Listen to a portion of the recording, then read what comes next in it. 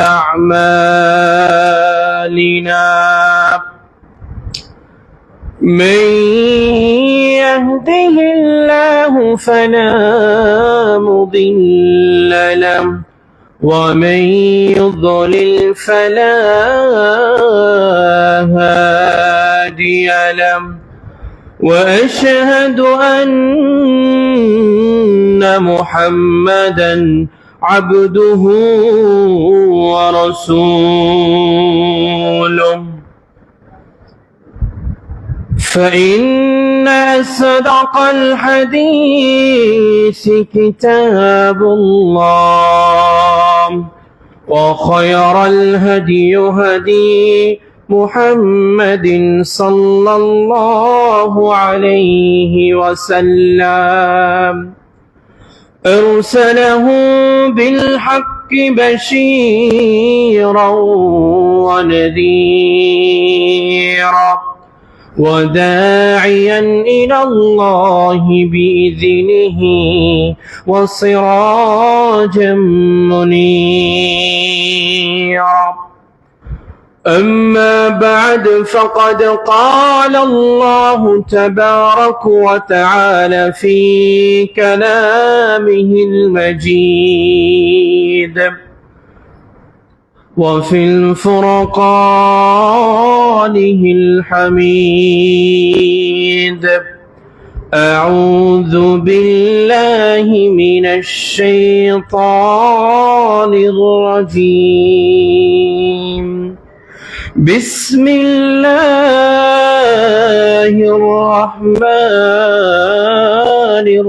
الرحيم قاف والقرآن المجيد بل عجبوا أن جاءهم منذر منهم فقال الكافرون هذا شيء عجيب أإذا متنا وكنا ترابا ذلك رجع بعيد قد علمنا ما تنقص الأرض منهم وعندنا كتاب حفيظ أما بعد وقال الله تبارك وتعالى في آية أخرى أعوذ بالله من الشيطان الرجيم وإن تطع أكثر من في الأرض يضلك عن سبيل الله إن يتبعون إلا الظن وإن هم إلا يخرصون عن أبي هريرة رضي الله تعالى عنه قال قال رسول الله صلى الله عليه وسلم افترقت اليهود على 71 فرقة وافترقت النصارى 72 فرقة ستفترق أمتي على 73 فرقة كلها في النار إلا واحدة قالوا وما هي يا رسول الله قال ما أنا عليه وأصحابي رواه الترمذي الحمد لله সমস্ত প্রশংসা সমস্ত গুণগান সেই মহিয়ান গরিয়ান কৃপানিধান সেই আল্লাহ সুবহানাহু ওয়া তাআলার জন্য যে আল্লাহ সুবহানাহু ওয়া তাআলা আমাদেরকে ভালোবেসে মহব্বত করে তার কিছু প্রিয় বান্দাদেরকে কিছু মুমিন বান্দাদেরকে সাইয়্যিদুল আইয়াম তথা জুমার দিনে সাইয়্যিদুল মাকান তথা পৃথিবীর সর্বোৎকৃষ্ট স্থান মসজিদে আগে ভাগে আসার তৌফিক দান করেছেন এজন্য সকলে একবার বলে আলহামদুলিল্লাহ। অতঃপর অজস্র অগণিত দরুদ ও সালাম বর্ষিত হোক মানবতার মুক্তির দূত আহমদে মুস্তফা যে নবীর আদর্শে প্রতিটি মানুষ আদর্শিত, যে নবীর শিক্ষায় প্রতিটি মানুষ শিক্ষিত, যে নবীর দেখানো পথে প্রতিটি মানুষ প্রদর্শিত, যে নবীর পথ, যে নবীর পন্থা, যে নবীর তরিকা কোন মুমিন ব্যক্তি যদি অনুকরণ করে ওই ব্যক্তি জান্নাত পর্যন্ত পৌঁছাতে পারবে।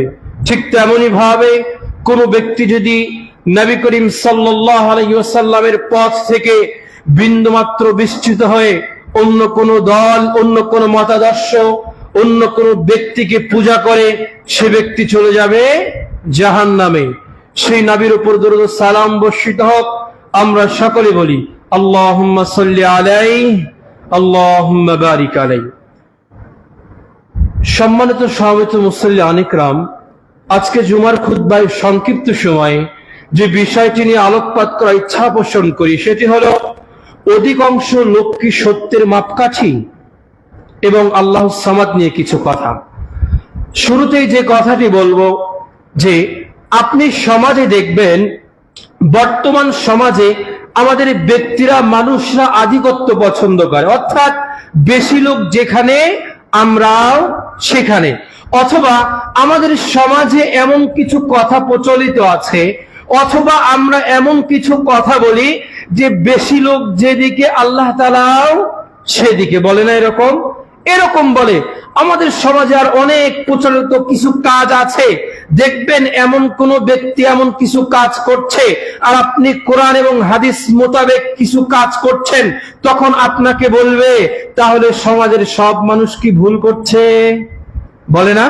বলে। আবার দেখবেন যে আপনি একটা ভালো কাজ করছেন, আপনি ইসলামের শরীয়ত মোতাবেক কাজ করছেন, তখন আপনাকে বলবে হ্যাঁ কোরআন হাদিসে আছে জানি, কিন্তু তাও মানুষ কি বলবে। এখান থেকে এই কথা বলে দোহাই দিয়ে তারা কোরআন এবং হাদিস থেকে সরে দাঁড়ায়। আবার দেখবেন যে কিছু প্রচলিত আমল আছে, প্রচলিত কাজ আছে, যেগুলো আমাদের বাবারা করে এসেছে, আমাদের দাদারা করে এসেছে, আমাদের পূর্বপুরুষ করে, অথবা আমাদের কোনো হুজুর করে। তখন জিজ্ঞাসা করা হবে তুমি এই কাজ কেন করো, তখন বলে এটা আমার হুজুর করেছে, অথবা বলে যে আমার বাবা করেছে, অথবা বলে আমার দাদা করেছে। তখন তাকে জিজ্ঞাসা করেন যে আচ্ছা এটা কি কোরআন হাদিসে আছে, তখন বলে যে কোরআন হাদিসে আছে কিনা জানি না, কিন্তু আমার হুজুর কি ভুল করে।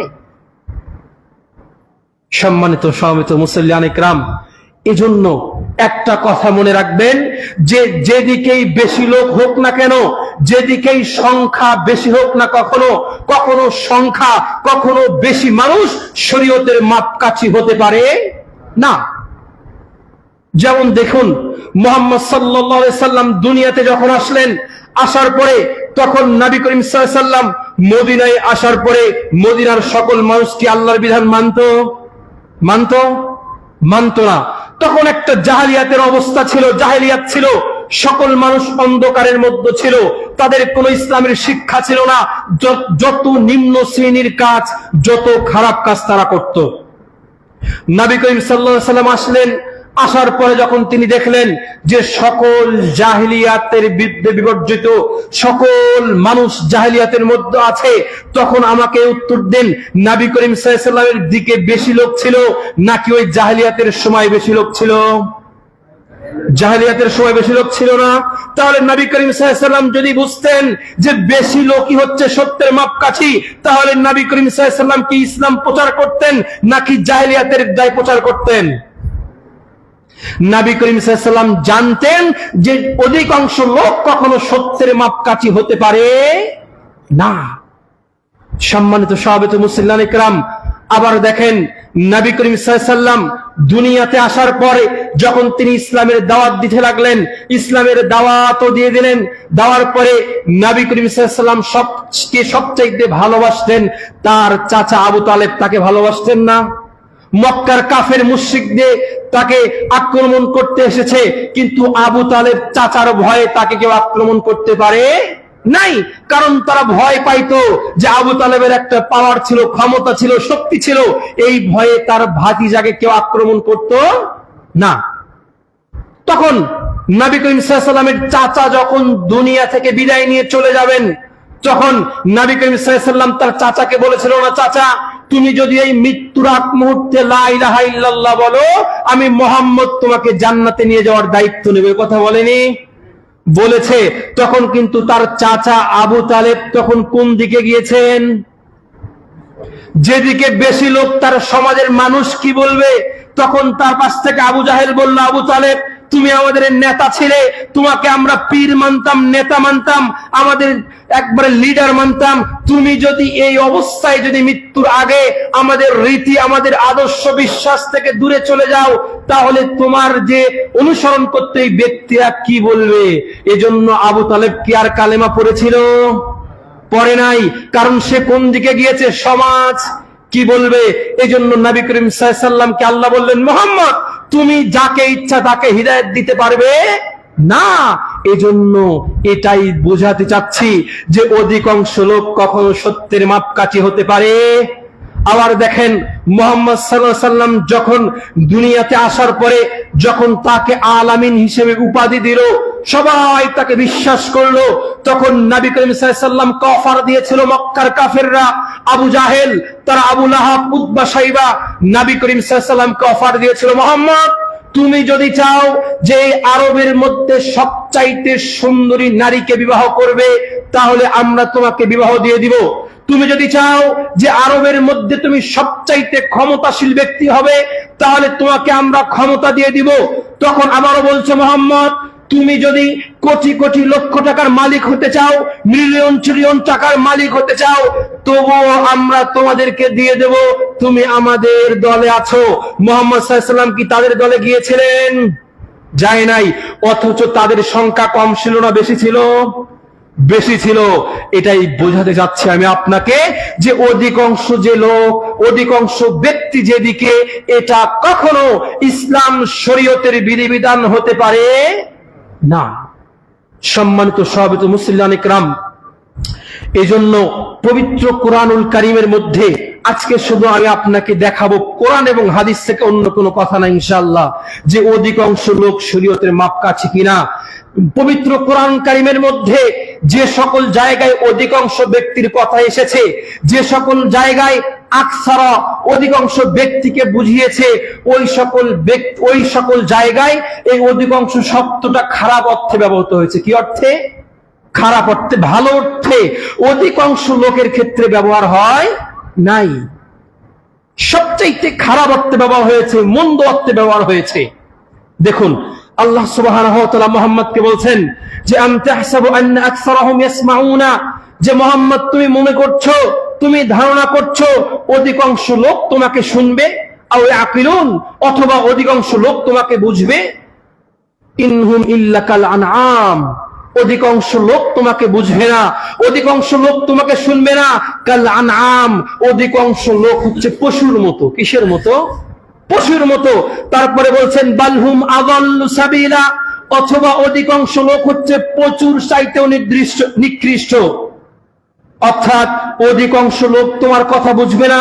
মুহাম্মদ তুমি ইসলামের দাওয়াত দেবে, মুহাম্মদ তুমি সঠিক পথের নির্দেশনা দেবে, কিন্তু অধিকাংশ লোক বুঝবে না। তারা পশু পাখির মতো, তারা জন্তুর মতো, তারা শুনেও না শোনার ভান করবে। অধিকাংশ লোক সত্যের কথা শুনবে না। আপনি দাওয়াত দেন না মানুষকে, অধিকাংশ লোককে দাওয়াত দেবেন, দেখবেন তারা সত্য যখন বলবেন তাদের কাছে তিতা লাগবে, মিষ্টি লাগবে না, সত্য মানবে না। এখানে আল্লাহ সুবহানাহু ওয়া তাআলা যে আনআমের সাথে, পশু প্রাণীর সাথে ওই সকল ব্যক্তিকে কেন তুলনা করলেন? ইবনে কাসির রাহিমাহুল্লাহ বলছেন যে পশু পাখি তো নিজের ভালোটা বোঝে, যে প্রাণী একটা ছাগল ভালোটা বোঝে, যে সে কোনটা খাবে, কোনটা আগুন, কোনটা পানি সে বুঝতে পারে। কিন্তু ওই সকল মানুষ এত নিকৃষ্ট, এত পশু প্রাণীর ন্যায়, যে পশু প্রাণীর চাইতেও নিকৃষ্ট। এই জন্য ওই ব্যক্তির সামনে ভালো মন্দ দুটাই দেওয়া আছে, ও নির্দিষ্ট করতে পারে না কোনটা ভালো এবং কোনটা মন্দ। এই জন্য ওই ব্যক্তি পশুর চাইতেও নিকৃষ্ট। আবার আল্লাহ সুবহানাহু ওয়া তাআলা বলছেন ওয়ালাকিন্না আকসারুহুম লিল হাক্কি কারিহুন, অধিকাংশ লোক তারা সত্যকে অস্বীকার করে, অধিকাংশ লোক তারা সত্যকে অপছন্দ করে, অধিকাংশ লোক সত্যকে মানতে চায় না। ইব্রাহিম আলাইহিস সালাতু ওয়াস সালাম, দেখুন ইব্রাহিম আলাইহিস সালাতু ওয়াস সালাম যখন তার পিতার ফ্যামিলিতে আসলেন, আসার পরে ইব্রাহিম আলাইহিস সালামের বাবা ছিলেন মূর্তি পূজক। কি ছিলেন? মূর্তি পূজক। আর এমন ছিলেন যে ইব্রাহিম আলাইহিস সালামের পিতা পুরোহিত ছিলেন, যে মূর্তি পূজার প্যান্ডেল, যে একটা মূর্তি মণ্ডপ, তারা পূজা মণ্ডপ পরিচালনা করত, এর দায়িত্ব ছিল ইব্রাহিম আলাইহিস সালামের পিতা। ইব্রাহিম আলাইহিস সালামকে বললেন, ইব্রাহিম তুমি অনেক বুদ্ধিমতী, তুমি অনেক বুদ্ধিমত্তা ছেলে, তোমার অনেক জ্ঞান, তুমি অনেক বুদ্ধি, তুমি আমার দলে চলে এসো, তুমি পূজা মণ্ডপে চলে আসো, যে তবুও তুমি অন্য ধর্ম অন্য কথা প্রচার করিও না। যখন কি ইব্রাহিম আলাইহিস সালাম তার বাবার ডাকে সাড়া দিয়েছিল? সাড়া দেয় নাই। ইব্রাহিম আলাইহিস সালাম একাই ছিলেন, অন্য কোন ব্যক্তি তার সাথে ছিল না। তবুও তিনি একা থাকার পরেও অন্য কোন পথ পন্থা অনুসরণ করে নাই। ইব্রাহিম আলাইহিস সালামকে আগুনে দেওয়া হয়েছে, বাড়ি থেকে বিতাড়িত করা হয়েছে, তবুও ইব্রাহিম আলাইহিস সালাম তার নীতি, তার আদর্শ, তার বিশ্বাস থেকে বিন্দুমাত্র নড়ে যায় নাই। ইব্রাহিম আলাইহিস সালামকে তখন ঘোষণা করে দেওয়া হলো, ইন্নাকা উম্মাতুম ওয়াহিদ, যে ইব্রাহিম তুমি একটা জাতি, একা একটা উম্মত। কারণ আপনি মনে করছেন সমাজের সব মানুষ অনেক আমল করছে, আপনার সমাজে কোনো ব্যক্তি নাই, আপনি পবিত্র কোরআন এবং হাদিস অনুযায়ী আমল করছেন। আপনি বুঝে নেবেন অন্য কোনো ব্যক্তি, অন্য কোনো মানুষ আপনার সাথে থাকার প্রয়োজন নাই। আপনি যদি কোরআন এবং হাদিস মেনে চলেন, আপনি একাই সঠিক দলের উপর থাকবেন। ইব্রাহিম আলাইহিস সালাম তিনি একাই কোরআন এবং হাদিস মেনেছেন, একাই একানিষ্ঠ ছিলেন। এজন্য আল্লাহ তাআলা তাকে একাই উম্মাত ওয়াহিদা, একাই একটা উম্মত হিসেবে ঘোষণা করে দিয়েছিলেন। তার বরকতে দেখেন ইব্রাহিম আলাইহিস সালামের পরে যত নবী রাসূল এসেছে সব কার বংশের? ইব্রাহিম আলাইহিস সালামের বংশের।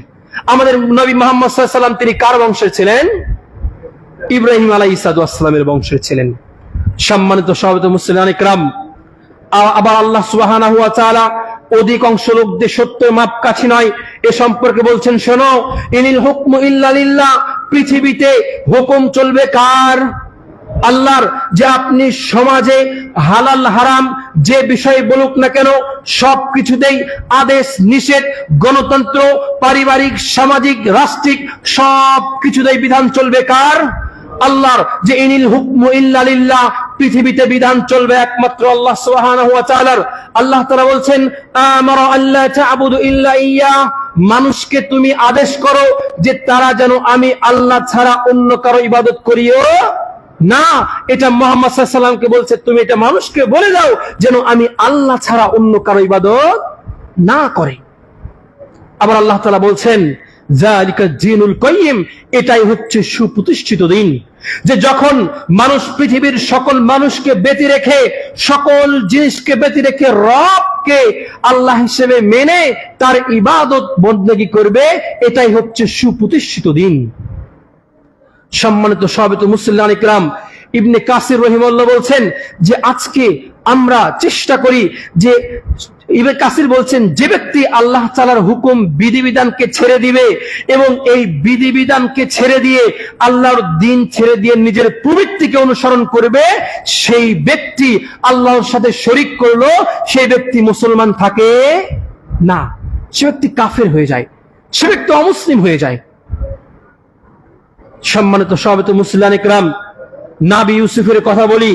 ইউসুফ আলাইহিস সালাম যখন তাকে কারাগারে দেওয়া হলো, তখন তিনি মানুষকে দাওয়াত দিয়েছিলেন, তোমরা এক আল্লাহর ইবাদত করো, ওই আল্লাহ সুবহানাহু ওয়া তাআলা ছাড়া অন্য কারো ইবাদত করিও না।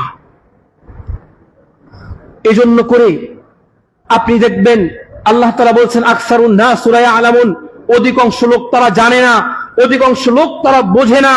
তারা বাপ দাদার দোহাই দিয়ে ইসলামকে বিপর্যিত করার চেষ্টা করে, বাপ দাদার দোহাই দিয়ে ইসলামের কোরআন হাদিসকে তারা বিপর্যিত করার চেষ্টা করে, তারা কোরআন হাদিস মানতে চায়। এমন মানুষের কি আমাদের বাংলাদেশে অভাব আছে? নাই। এই পর্যায়ে আসবো, পরবর্তীতে আসবো। এখন দেখুন, আমি আপনাকে আরো বলি, আল্লাহ সুবহানাহু ওয়া তাআলা আরো বলছেন যে, ওয়ামা ইউমিনু আকসারুহুম বিল্লাহ, মুহাম্মদ শোনো, যে অধিকাংশ লোক তারা আল্লাহ সুবহানাহু ওয়া তাআলার প্রতি ঈমান আনবে না, যে ওয়াহুম মুশরিকুন, তারা মুশরিক হয়ে যাবে। অধিকাংশ লোক তারা আল্লাহর প্রতি ঈমান আনবে না।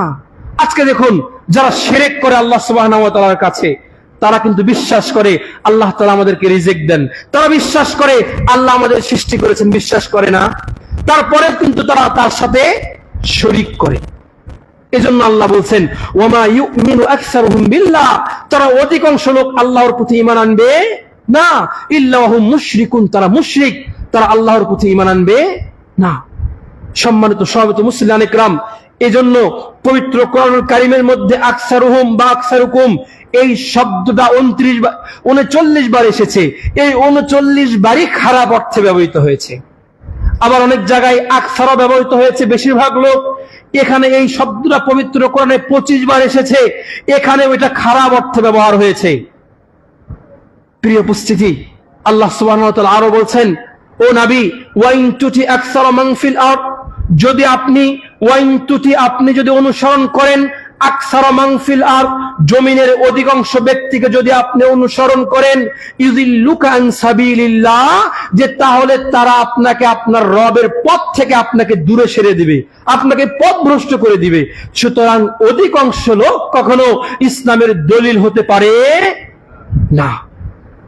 সম্মানিত সভাপতি মুসলিয়ান ইকরাম, এজন্য করে আমাদেরকে মনে রাখতে হবে যে যেখানেই অধিকাংশ লোক কখনো সত্যের মাপকাঠি হতে পারে না।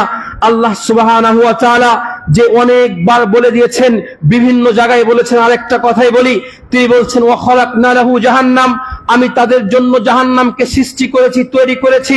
কাসীরাম মিনাল জিন্নি ওয়াল ইনস, অধিকাংশ ব্যক্তি, অধিকাংশ মানুষ, তারা লাহুম কুলুব, তাদের অন্তরগুলো এমন হয়ে গেছে, লা ইয়াফকাহুনা বিহা, যে অন্তর দ্বারা তারা বোঝার চেষ্টা করে না। ওয়ালাহুম আ'য়ুনুন লা ইবসিরুনা বিহা, তাদের চোখ আছে, চোখ দিয়ে দুনিয়ার সবকিছু দেখতে পারে, কিন্তু কোরআন এবং সহিহ হাদিস যেখানে আছে সেটা তারা দেখতে পারে না। ওয়ালাহুম আযানুন লা ইয়াসমাউনা বিহা, তাদের কানও আছে, কিন্তু তারা তাদের কান দিয়ে সঠিক কথা শোনে না। উলাইকা কাল আনআম, ওই সকল ব্যক্তি হচ্ছে পশুর মতো। আজকে আমাদের বাংলাদেশে দেখুন না কেন, এমন কিছু হুজুর পাবেন, এমন কিছু ব্যক্তি পাবেন, নিজের আদর্শ, নিজের রীতি, নিজের মতকে প্রত্যাবর্তন করার জন্য, নিজের আদর্শকে সমাজে বাস্তবায়ন করার জন্য তারা আজকে বিভিন্ন হুজুরের দোহাই দিয়ে, বিভিন্ন পীরের দোহাই দিয়ে স্বয়ং আল্লাহ সুবহানাহু ওয়া তাআলার কোরআন এবং রাসূল সাল্লাল্লাহু আলাইহি ওয়াসাল্লামের হাদিসকে অস্বীকার করে না? এমন অনেক লোক আছে। তখন তাকে বলবেন, হুজুর আপনি আমাকে দলিল দেন, এই আমল করছেন, দলিল দেন। তখন বলে, না, দলিল নাই, আমার হুজুর করে, তার বড় হুজুর করেছে, তার দাদা হুজুর করেছে, এই শেষ পর্যন্ত যাবে, কিন্তু কোরআন থেকে একটা, হাদিস থেকে একটা দলিল দিতে পারবে না। আজকে দেখবেন অনেক হুজুর আছে, নিজের মতকে প্রত্যাবর্তন করার জন্য, নিজের মতকে সমাজে বাস্তবায়ন করার জন্য বিভিন্নভাবে মানুষকে তারা পথভ্রষ্ট করার চেষ্টা করছে। এজন্য মনে রাখবেন যে কখনো যে হুজুরগুলো কোরআন এবং হাদিস ব্যতি রেখে অন্যদিকে আহ্বান করবে তাদের দলিল ছাড়া, যদি তাদের সংখ্যা অনেক হয়ে যায়, তারা আমাদের দলিল হতে পারে? কখনো হতে পারে না। এবার আসুন, আমি আপনাদেরকে বললাম যে অধিকাংশ লোকের ক্ষেত্রে আল্লাহ সুবহানাহু ওয়া তাআলা বলছেন এটা খারাপের উদ্দেশ্যে এনেছেন। দেখলেন, আমি বললাম যে যত আয়াত বলেছি সব আয়াতেই বলা হয়েছে তারা বুঝবে না, তারা শুনবে না, তারা পশুর মতো। আল্লাহ সুবহানাহু ওয়া তাআলা আবার বলছেন যে কলিলুম মিন ইবাদিয়াশ শুকুর, যে খুব কম সংখ্যক ব্যক্তি পাবেন যে ইবাদিয়াশ শুকুর, যারা আমার শুকরিয়া আদায় করে। হকের উপর খুব কম সংখ্যক ব্যক্তিকে পাবেন, আপনি বেশি লোককে পাবেন না। হকের উপর খুব কম ব্যক্তিকে পাবেন আপনি।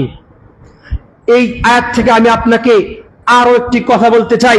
দেখেন, আপনি অত্র এলাকায় বা বিভিন্ন নিজ এলাকায় যদি আপনি দাওয়াতি কাজ করতে যান, দেখবেন আপনি ভালো কাজ করছেন, ইসলামের দাওয়াত দিচ্ছেন, ওখানে মানুষ আপনাকে সাপোর্ট করবে না, আপনাকে বাধা দিবে। ভালো কাজকে বাধা দেওয়ার লোক অনেক খুঁজে পাবেন, অন্যায় কাজকে বাধা দেওয়ার লোক খুঁজে পাবেন না। যখন আপনি সমাজের জন্য যখন কোনো কাজ করবেন, যখন কোনো ইসলামের জন্য কাজ করবেন, আবার যখন কোরআন এবং হাদিসের পক্ষে কাজ করবেন, দেখবেন আপনার বিরোধিতা করার লোক খুঁজে অভাব হবে না। আবার দেখবেন মানুষ অন্যায় করছে, সুদ খাচ্ছে, ঘুষ খাচ্ছে, জিনা করছে, অন্যের উপর জুলুম করছে, এক্ষেত্রে কেউ বাধা দেয় না। এজন্য আল্লাহ বলছেন কলিলুম মিন ইবাদিয়াশ শুকুর, যে খুব কম সংখ্যক লোক তারা শুকরগুজারি হবে।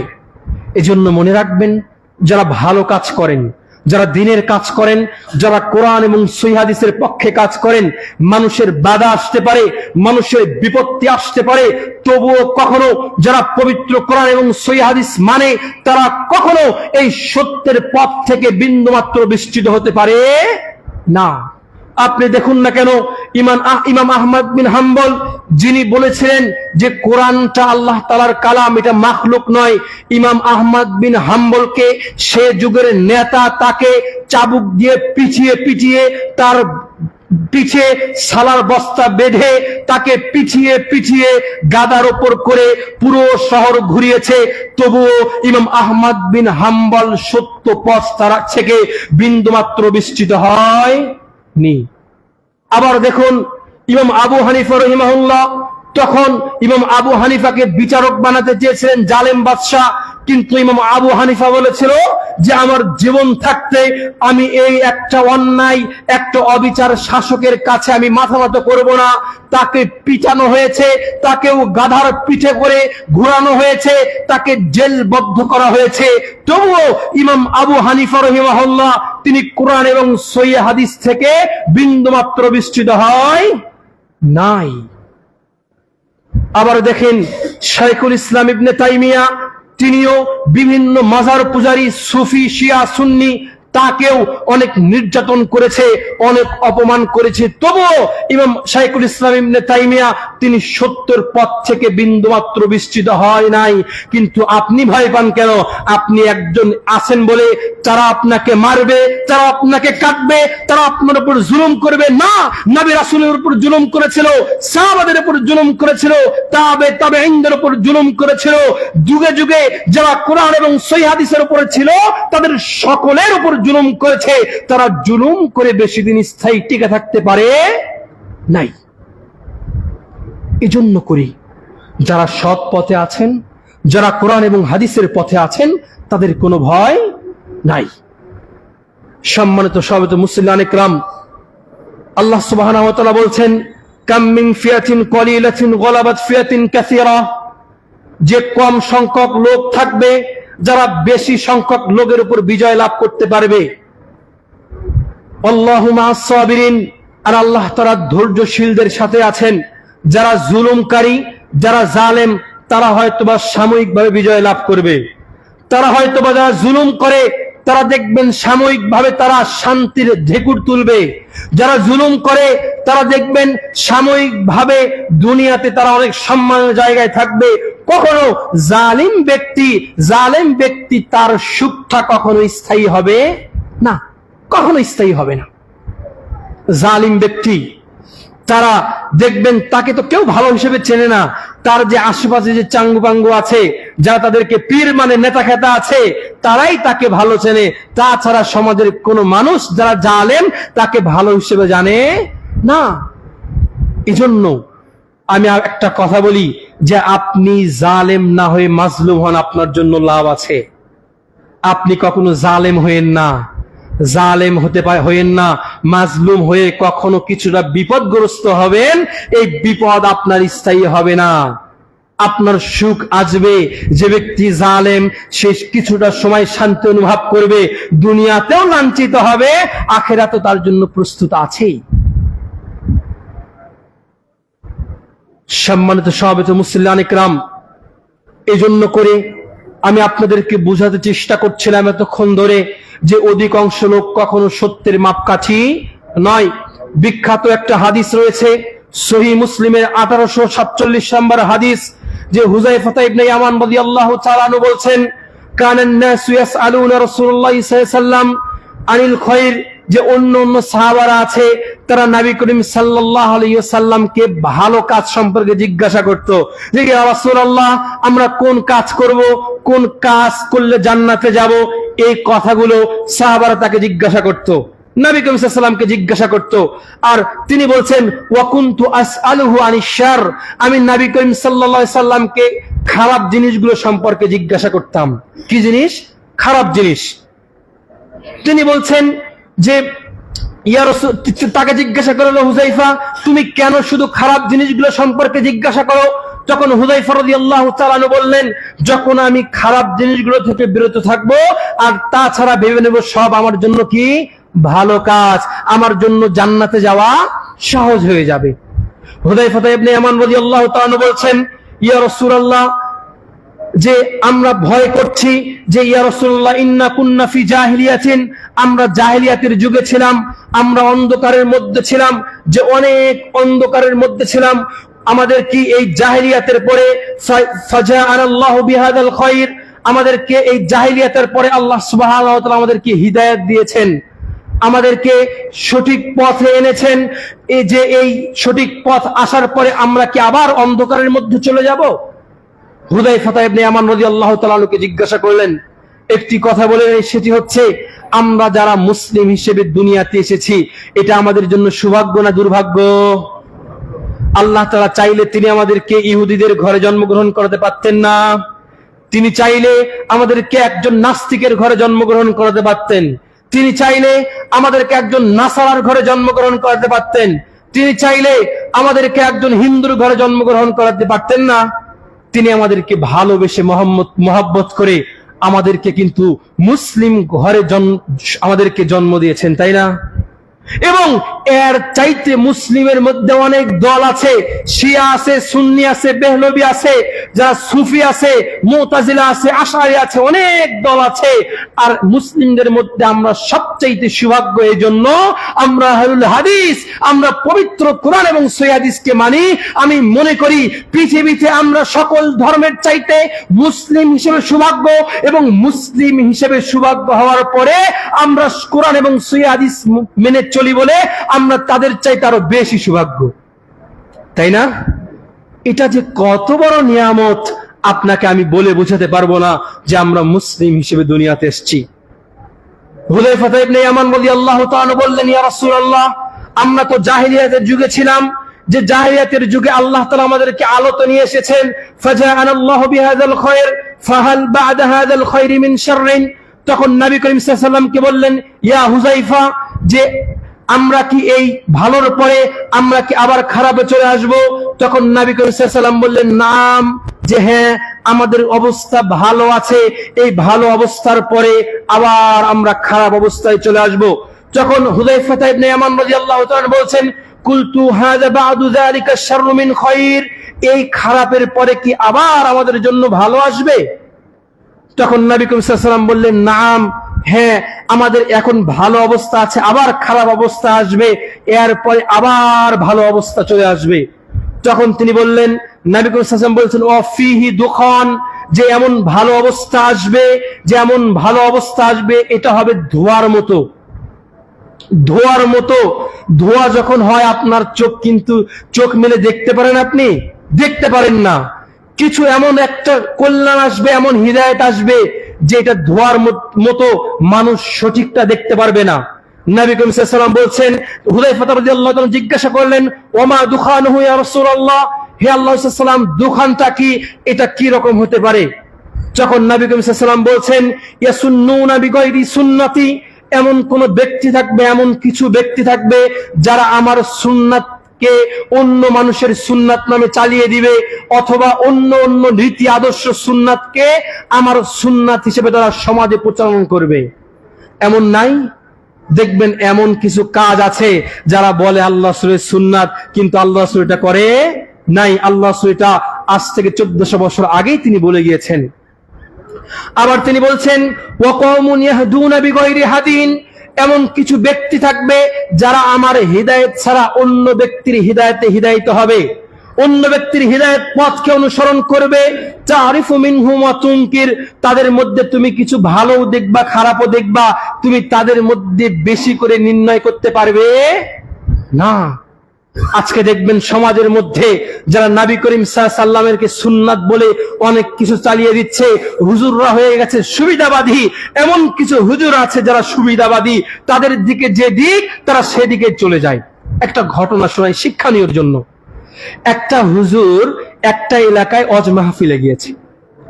ওয়াজ মাহফিলে যাওয়ার পরে হুজুর যখন গাড়ি দিয়ে যাচ্ছে তখন দেখছে যে রাস্তার দু সাইডে বেগুনের ক্ষেত। কিসের ক্ষেত? বেগুনের ক্ষেত।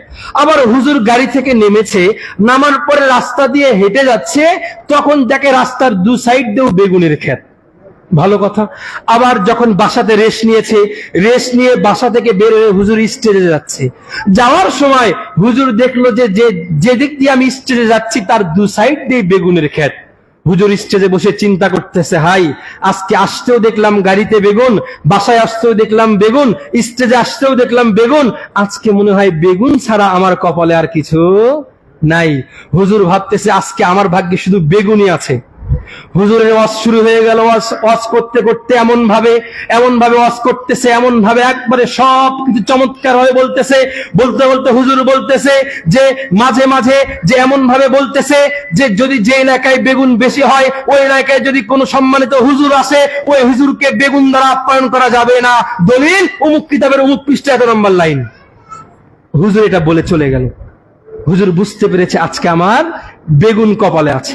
তারপরে হুজুর যখন বাড়িতে আসলো, ওয়াজ করা শেষ, মানুষ তো চিন্তায় পড়ে গেল কি খাওয়াবো আজকে হুজুরকে। হুজুর বাসায় আসলো, আসার পরে হুজুরের আর খাওয়া দাওয়া হচ্ছে না, হুজুর বসে আছে। হুজুর বলছে যে অনেক রাত হয়ে গেল, আমাকে যেতে হবে, আমাকে একটু ছেড়ে দেন। তখন লোক বলছে, হুজুর যে আপনি তো বলেছেন যে হুজুর সম্মানিত ব্যক্তিকে বেগুন খাওয়ানো যাবে না, এবং আপনি রেফারেন্সও দিয়েছিলেন আমার মা আপনার জন্য বেগুন দিয়ে গরু গোশত রান্না করেছিল, বেগুন দিয়ে ইলিশ মাছ রান্না করেছিল, বেগুন দিয়ে রুই মাছ রান্না করেছিল, বেগুন দিয়ে অনেক আইটেম করেছিল, কিন্তু আপনি তো বলেছেন বেগুন খাওয়ানো যাবে না, এজন্য আপনার জন্য আলু ভর্তা বানাচ্ছে এবং ডিম ভাজা হচ্ছে। হুজুর বলছে, হাই কি লস করলাম, গরু গোশত লস, ইলিশ মাছ লস, সব লস। তখন হুজুর বলছে, হুজুরের যদি সময় না থাকে, হুজুরের যদি ব্যস্ততা থাকে, মাঝে মাঝে হুজুরের জন্য বেগুন খাওয়া জায়েজ আছে। কথা বুঝতে পেরেছেন? আমি আপনাদেরকে উদাহরণ দিয়ে এই ঘটনাতে এটাই বোঝাতে চাচ্ছি যে হুজুরের মত যেদিকে, হুজুরের যুক্তি যেদিকে, ওদিকে হুজুর দলিল দিয়ে তার মতটাকে সে শক্তিশালী করার চেষ্টা করে। ঘটনাটা হাস্যকর হলেও আমাদের বাংলাদেশে এটা কিন্তু বাস্তবায়িত নাই, আছে, অনেক বাস্তবায়িত আছে। সমাজের মধ্যে অধিকাংশ ব্যক্তি দেখবেন যারা ইসলামের নাম দিয়ে ইসলামের কথা বলে নবী করিম সাল্লাল্লাহু আলাইহি ওয়াসাল্লামের সুন্নাতকে বাদ দিয়ে, আল্লাহ রাব্বুল আলামিনের কোরআনকে বাদ দিয়ে তারা তাদের নিজের ব্যক্তিগত মতকে সমাজে প্রচারিত করার চেষ্টা করে। তার মধ্যে একটা কথা বলেই ফেলি, বর্তমানে দেখেন আমাদের বাংলাদেশে যে বাউল সম্প্রদায় রয়েছে তারাও কিন্তু বলে আমরা আল্লাহ এবং রাসূলের ধর্মকে, ইসলাম ধর্মকে প্রমোট করছি। তারা বলে না? তাদের কিন্তু নিয়ত ভালো, এটা করে না? এরকম বাংলাদেশ দেখবেন শিয়া সুন্নি যারা গান বলতেছে ওয়াজ মাহফিলে, মসজিদে জিকির করে মসজিদ একবারে গুম গুম করাচ্ছে, সব কিছু করছে, তাদের উদ্দেশ্য কিন্তু ইসলামকে প্রমোট করা, তাই না? কিন্তু তাই বলেই কি তারা সঠিক পথে আছে? বাউল নিয়ে দু একটা কথা বলি, যেহেতু বর্তমানে এই বাউল নিয়ে বাংলাদেশে যে একটা অবস্থা শুরু হয়ে গেছে। বাউল শব্দের অর্থ আসলে কি? আরবিতে বাউলুন শব্দের অর্থ হচ্ছে প্রসাব। বাউলুন শব্দের অর্থ কি? প্রসাব। আর যে ব্যক্তিকে ধরা হয়েছে ওই ব্যক্তির নাম কি? আবুল। আর আরবিতে যারা গ্রামার বুঝবে, আর আরবিতে আবুল মানে আমি প্রসাব করেছি, আমি আর ওদিকে যাব না। তাহলে বাউলুন শব্দের অর্থ কি? প্রসাব। আর এখান থেকে তাদের বাউল নাম কেন আসলো? যে ওই যারা বাউল তারা যৌনচারিতায় লিপ্ত বেশি, যারা এই যৌনচারিতায় লিপ্ত বেশি, এই জন্য ওখান থেকে তারা বাউল শব্দটি দিয়েছে। আরেকটা অনেকে বলেছেন যে বাউল দ্বারা উদ্দেশ্য হচ্ছে যে ফিলিস্তিনের সামারা নামক একটা জায়গা আছে, ওই জায়গাতে একটা মূর্তি ছিল, যে মূর্তির নাম হচ্ছে বাল, ওখান থেকে তারা তাদের সম্প্রদায়কে নাম করেছে বাউল। সম্মানিত সভাপতি মুসলিয়ান ইকরাম, এজন্য দেখবেন আজকে আমাদের বাংলাদেশে দেখবেন লালন শাহর মাজার আছে না কুষ্টিয়াতে, তারা বাংলার বাউলদের নাবি মনে করে লালন শাহকে, নাউজবিল্লাহ। যারা বাউল তারা নাবি কাকে মনে করেন জানেন? লালন শাহকে মনে করে তারা বাউল। লালন শাহকে মনে করে যে তাদের নাবি। আমি গিয়েছিলাম, সেখানে গিয়ে দেখেছি মাজার আছে, কবর আছে, চতুর্পাশ দিয়ে তারা মদ খাচ্ছে আর গাঁজা খাচ্ছে। এই বাউলদের আরো কিছু যৌন কেন্দ্রিক। কেন তাদেরকে? এই বাউলদের মধ্যে বিবাহ কেন্দ্রিক কোনো প্রথা নেই। এই বাউল যখন যাদের সাথে মন মেলে, যখন যাদের সাথে মন মিলে যায়, তখন তাদের সাথে তারা মিলন করে, তাদের সাথে থাকে। আবার যখন ভালো না লাগে তখন তারা একে অপরকে ছেড়ে দেয়। বাউলদের মধ্যে কোনো বিবাহ কেন্দ্রিক কোনো রীতি নাই, তাদের মধ্যে কোনো বিবাহ কেন্দ্রিক প্রথা নাই। আবার আছে তাদের অনেক নিকৃষ্ট কাজ আছে। তারা যে গাঁজা খায় না, এই গাঁজা খাওয়া তাদের মধ্যে, তাদের মতে এটা কোনো পাপ না, এই গাঁজা খাওয়া কোনো অপরাধ না।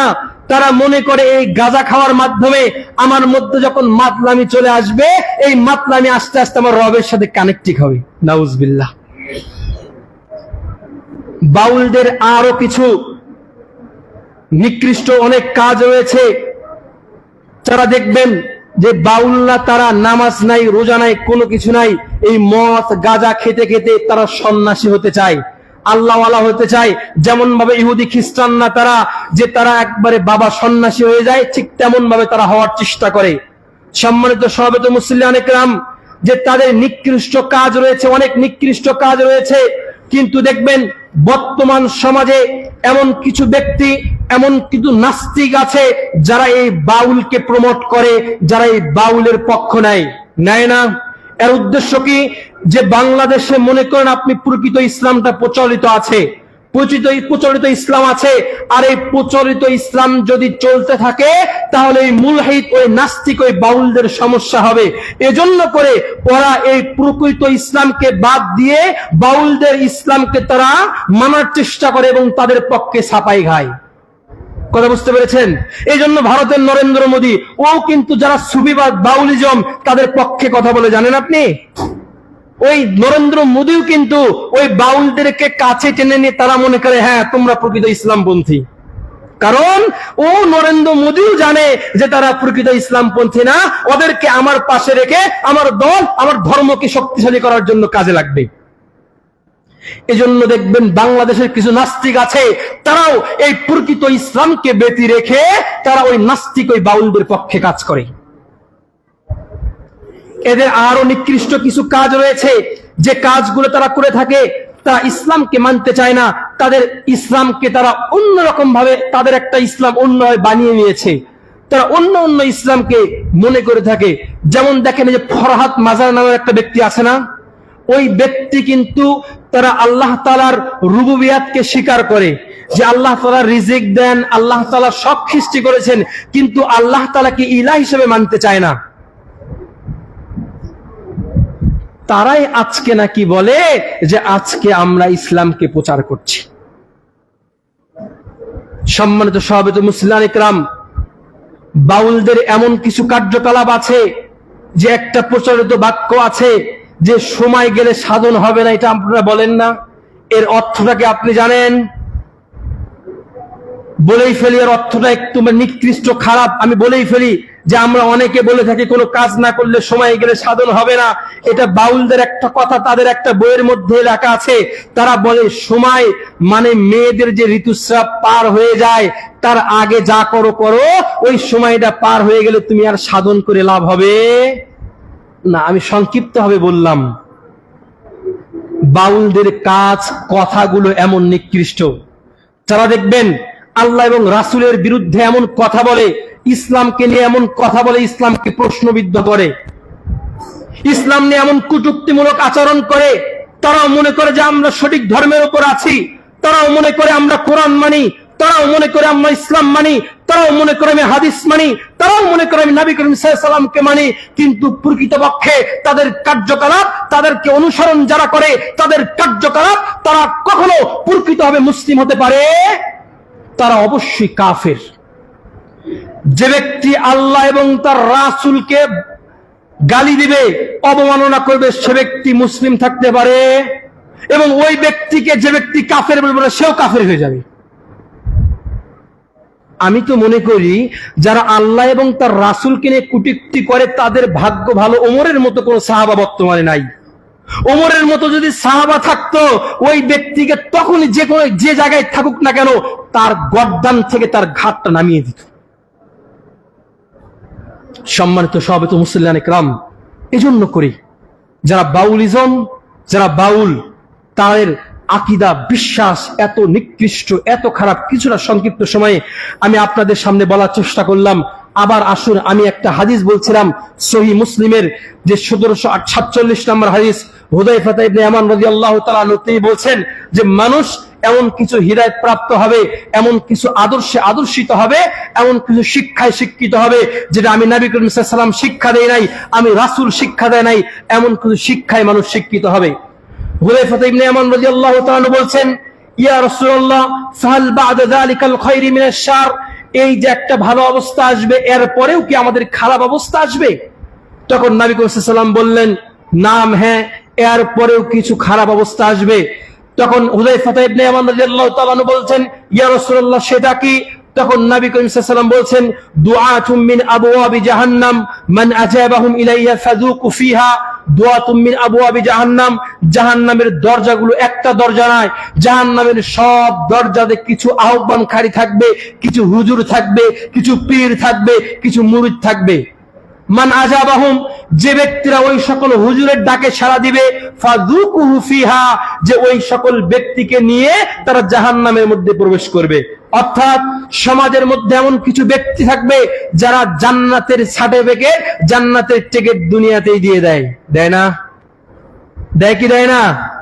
এজন্য আমি কি আমার কথা বলছি নাকি সহিহ মুসলিম সহিহ হাদিস নবী করিম সাল্লাল্লাহু আলাইহি ওয়াসাল্লাম যেটাতে বলেছেন যে এমন কিছু ব্যক্তি থাকবে যাদের পথ পন্থা অবলম্বন করে তাদেরকে জাহান্নামের মধ্যে নিয়ে যাওয়া হবে।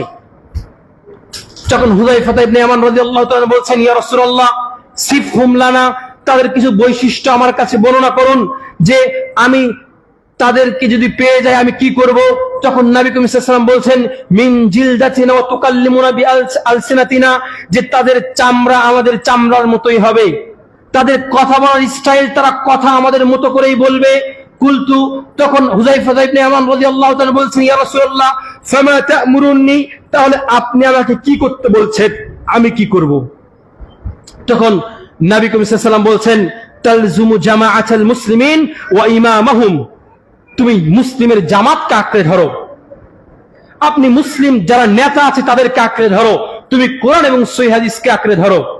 আপনার কাছে হতে পারে যে আপনি টেনশনে পড়ে গিয়েছেন, কোরআন হাদিস সহিহ হাদিস কোনটা আপনি খুঁজে পাচ্ছেন না, আপনি সব কিছু বাদ দিয়ে আগে কোরআন এবং হাদিসকে অবলম্বন করবেন। এছাড়া অন্য কোনো কিছু অবলম্বন করা যাবে? আপনি এখন বলবেন এত দল, এত মত, আমি কোনটা অবলম্বন করব? আমি আপনাকে বলবো, আপনি আমাকে আবার বলবেন যে কোনটা সহিহ হাদিস, কোনটা জয়ীফ হাদিস, কোন হুজুর সহিহ হাদিসের কথা বলে, এটা আমি তো জানি না। তখন আমি আপনাকে বলবো, আপনি যখন বাজারে যান, বাজারে যাওয়ার পরে আপনি বেগুন যে কেনেন, আলু যে কেনেন, আপনি দেখে নেন যে বেগুন কোনটা ভালো, বেগুন কোনটা খারাপ, আপনি বেছে বেছে নেন না? 50 টাকা কেজি বেগুন, আপনি কি পচা বেগুনগুলো কিনবেন, পচা আলুগুলো কিনবেন, না আপনি বেছে বেছে সবকিছু নেবেন? আপনি ওই বেগুন কেনেন বেছে বেছে, আপনি আলু কেনেন বেছে বেছে, তাহলে কোনটা সহিহ কোনটা জয়ীফ আপনি নির্ণয় করতে পারেন না? এটা আপনাকেই করতে হবে। যখন আবার নবী করিম সাল্লাল্লাহু আলাইহি ওয়াসাল্লাম বলছেন যে তুমি মুসলিম জামাতকে আঁকড়ে ধরো, তখন আবার হুযায়ফা ইবনে ইয়ামান রাদিয়াল্লাহু তাআলা বলছেন, ফাইল্লাম তাকুন জামাআতান ওয়ালা ইমামান, ইয়া রাসূলুল্লাহ যদি কোনো আমি মুসলিম জামাত না পাই, দল না পাই, কোনো ইমাম না পাই, তাহলে আমি কি করব?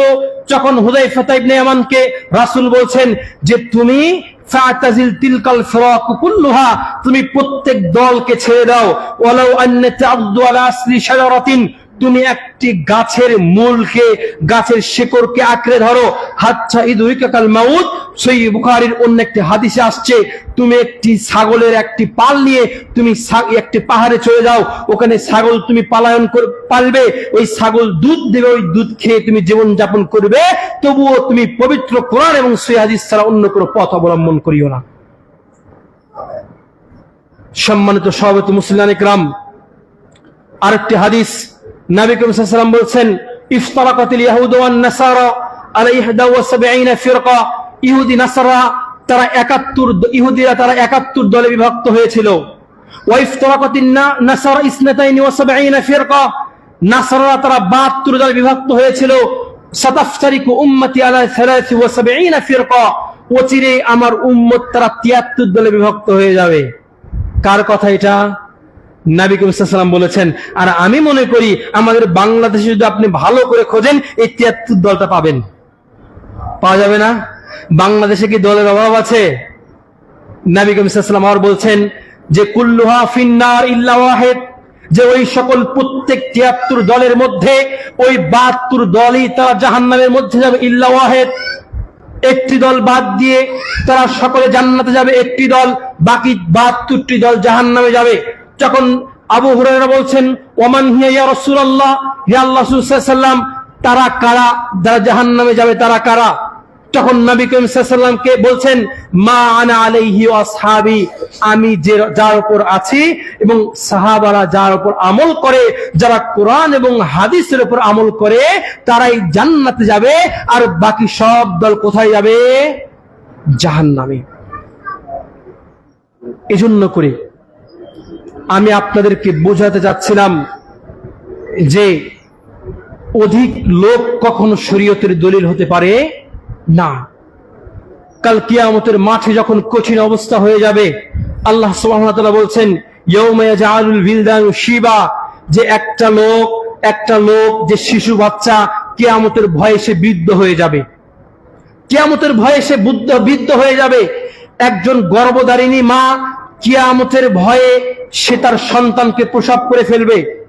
একজন মা পৃথিবীর বুকে সন্তানকে বেশি সবচাইতে আদর করে, কিন্তু কিয়ামতের ভয়াবহতার কারণে ওই সন্তান তার মাকে ভুলে যাবে, মা সন্তানের কথা মনে রাখবে না। তখন আল্লাহ সুবহানাহু ওয়া তাআলা এই কঠিন অবস্থায় আদম আলাইহিস সালামকে ডাকবেন। ডাকার পরে আদম আলাইহিস সালাম বলবেন লাব্বাইক ওয়া সা'দাইক, উপস্থিত আছি ইয়া আল্লাহ।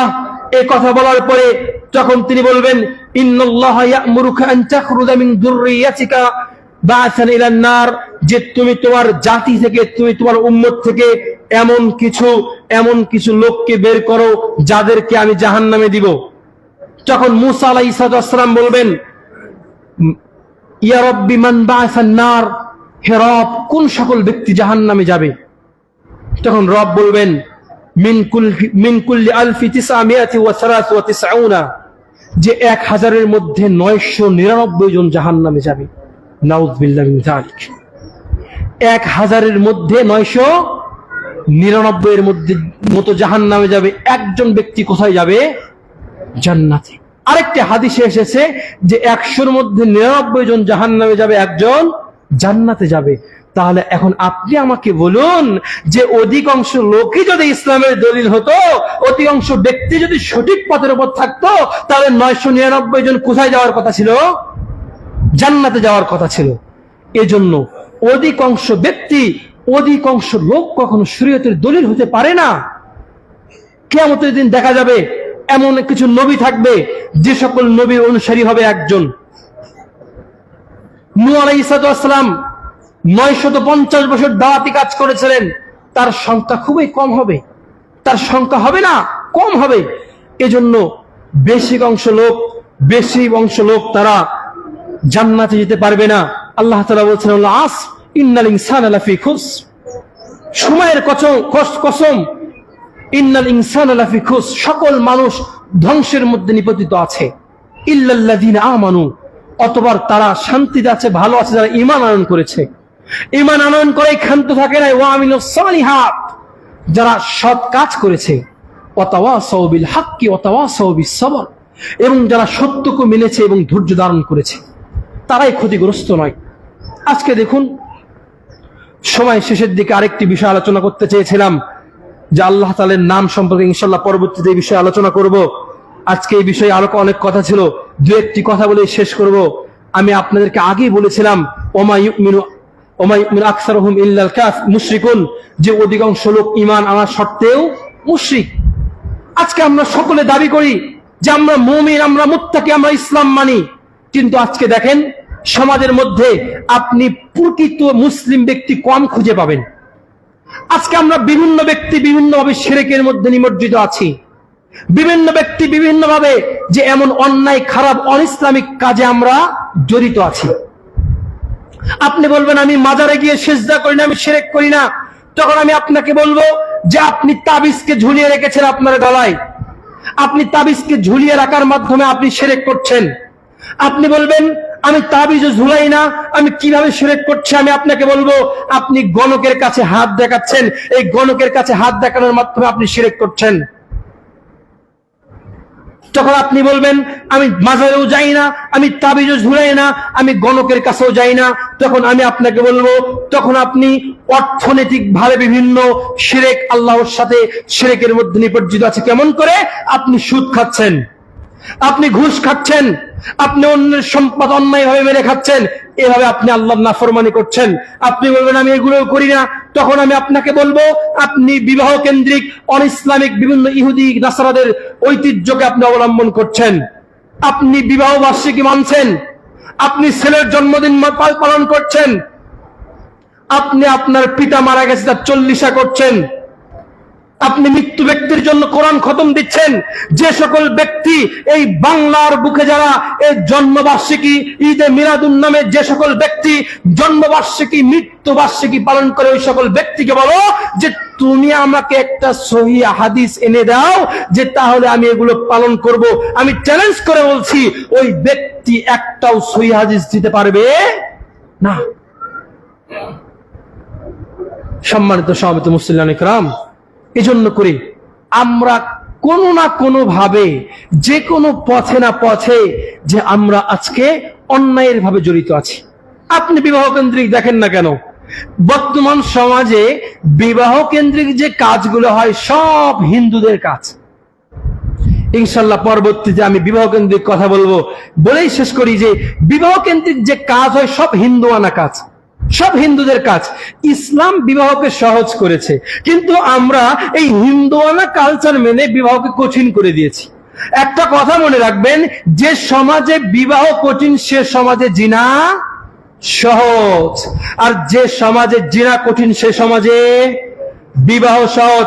কারণ বর্তমানে বলা হয় বিবাহ করতে প্রতিষ্ঠিত হতে লাগবে, বিবাহ করতে 4-5 লাখ টাকার ব্যাপার আছে, কিন্তু জিনা করতে গেলে 500 টাকায়, তাই না? এইভাবে আজকে সমাজের মধ্যে এই জিনিসগুলো প্রমোট করা হচ্ছে। আমি আপনাকে বলবো আপনি সব কিছুকে বাদ দিয়ে, সব মতাদর্শ, সব নীতি, সব বিশ্বাস, সব কিছু বাদ দিয়ে ফাত্তাকুল্লাহ মাসতাতুম, আপনি সাধ্য অনুযায়ী আল্লাহকে ভয় করুন। আপনার যতটুকু সাধ্য আছে এই সাধ্য অনুযায়ী রবকে মানুন। লা ইকাল্লিফুল্লাহু নাফসান ইল্লা উসআহা, যে আল্লাহ সুবহানাহু ওয়া তাআলা কারো সাধ্যের বাইরে কোনো কিছু চাপিয়ে দেন না। আপনার সাধ্য আছে কোরআন এবং হাদিস অনুযায়ী যতটুকু সম্ভব মেনে চলুন। আপনি অন্যায়ের সাথে আপোষ করিয়েন না, আপনি বিদআতের সাথে আপোষ করিয়েন না, আপনি শিরকের সাথে আপোষ করিয়েন না, আপনি অন্যায়ের সাথে আপোষ করিয়েন না।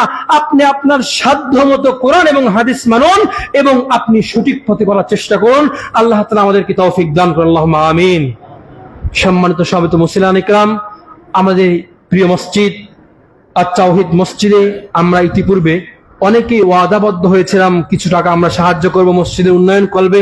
আমি আপনাদেরকে উদারত আহ্বান জানাবো আমাদের মসজিদকে উন্নয়ন করার জন্য, মসজিদকে আবাদ করার জন্য আমরা যাতে করে বেশি বেশি আমাদের মসজিদে সাহায্য করতে পারি। আল্লাহ সুবহানাহু ওয়া তাআলা আমাদেরকে সেই তৌফিক দান করুন, আল্লাহুম্মা আমিন। আল্লাহর কাছে দোয়া করি, আল্লাহ আমরা এই সংক্ষিপ্ত সময় যে অধিকাংশ লোক যে সত্যের মাপকাঠি নয় এই বিষয়ে যতটুকু আলোচনা শুনলাম, আমরা যেন কোরআন এবং সহিহ হাদিস মেনে চলতে পারি, তিনি আমাদের সেই তৌফিক দান করুন, আল্লাহুম্মা আমিন। আল্লাহর কাছে দোয়া করি, আল্লাহ আমাদের মাঝে অনেকে অসুস্থ রয়েছেন, আপনি সকলকে পরিপূর্ণ সুস্থতা দান করুন। আল্লাহর কাছে দোয়া করি, আল্লাহ আমাদের মাঝে অনেকে ঋণগ্রস্ত আছেন, আপনি সকলের ঋণকে পরিশোধ করার তৌফিক দান করুন। আল্লাহর কাছে দোয়া করি, আল্লাহ আমাদের মাঝে অনেকে অভাবগ্রস্ত, অনেকে বিপদগ্রস্ত আছেন, আপনি সকলকে অভাব বিপদ থেকে দূর করে দিন। আল্লাহর কাছে দোয়া করি, আল্লাহ আমাদের মাঝে অনেকে দুনিয়া থেকে বিদায় নিয়ে চলে গেছেন, আমাদের অনেকের মা বাবা দাদি নানা আত্মীয় স্বজন তারা কবরে শায়িত রয়েছেন, আল্লাহ আপনি তাদের সকলের কবরকে জান্নাতের বাগিচা বানিয়ে নিন। আল্লাহর কাছে দোয়া করি, আল্লাহ আমরা যেন মৃত্যুর আগ পর্যন্ত কোরআন এবং সহিহ হাদিসের উপর থাকতে পারি। আল্লাহ, আমরা যেন মৃত্যুর আগ পর্যন্ত ইসলামের উপর থেকে তোমার দিনকে মানতে পারি, তুমি আমাদেরকে সে তৌফিক দান করো। বারাকাল্লাহু লানা ওয়া লাকুম ফিল কুরআন।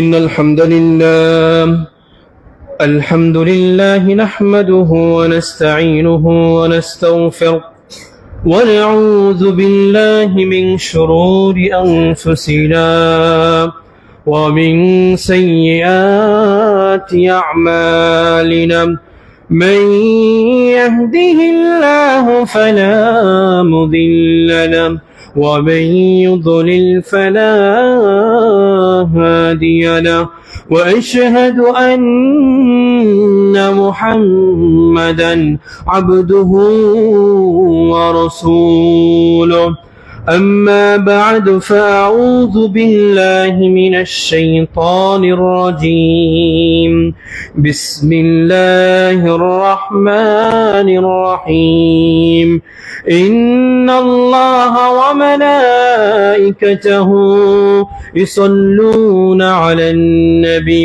يا أيها الذين آمنوا صلوا عليه وسلموا تسليما اللهم صل على محمد وعلى آل محمد كما صليت على إبراهيم وعلى آل إبراهيم إنك حميد مجيد اللهم بارك على محمد وعلى آل محمد كما باركت على إبراهيم وعلى آل إبراهيم إنك حميد مجيد ربنا آتنا في الدنيا حسنة وفي الآخرة حسنة وقنا عذاب النار رب اغفر لي ولوالدي وللمؤمنين يوم يقوم الحساب رب ارحمهما كما ربياني صغيرا رب ارحمهما كما ربياني صغيرا اللهم اغفر للمسلمين والمسلمات والمؤمنين والمؤمنات والأحياء منهم والأموات إنك سميع قريب مجيب الدعوة اللهم أعز الإسلام والمسلمين وأذل الشرك والمشركين ودمر أعداء الدين وانصر عبادك الموحدين عباد الله إن الله يأمر بالعدل والإحسان وإيتاء ذي القربى وينهى عن الفحشاء والمنكر والبغي يعظكم لعلكم تذكرون فاذكروا الله أذكركم واشكروه على نعمه يزدكم قوموا للصلاة